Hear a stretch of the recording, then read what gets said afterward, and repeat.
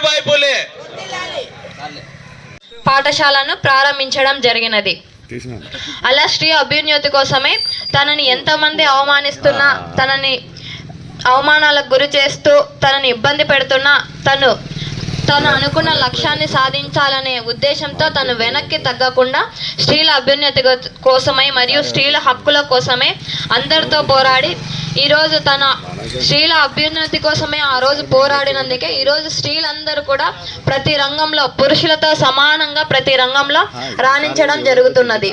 ఈరోజు మహిళలందరూ కూడా ప్రతి రంగంలో ఉద్యోగాలు చేస్తూ సంతోషంగా ఉన్నారంటే ఆ రోజు సావిత్రి బాయి పులే పోరాడడం వల్లనే ఈరోజు స్త్రీలందరూ కూడా ప్రతి రంగంలో రాణించగలుగుతున్నారు.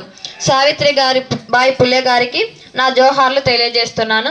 అలాగే ఇక్కడికి చేరువచ్చిన మహిళలందరికీ నా హృదయపూర్వక ధన్యవాదాలు తెలియజేస్తున్నాను.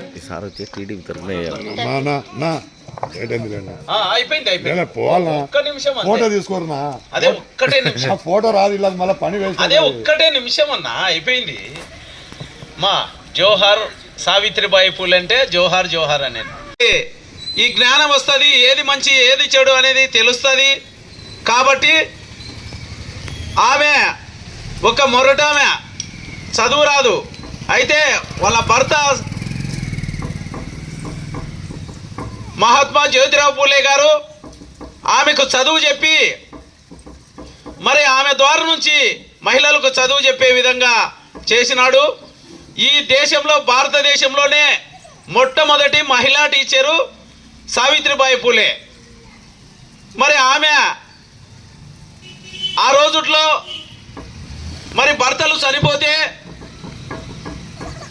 భార్యలు కూడా సజీవంగా దహనం చేసేవాళ్ళు భర్తతో పాటే. ఇది దురాచారము, ఇది తప్పు అని చెప్పి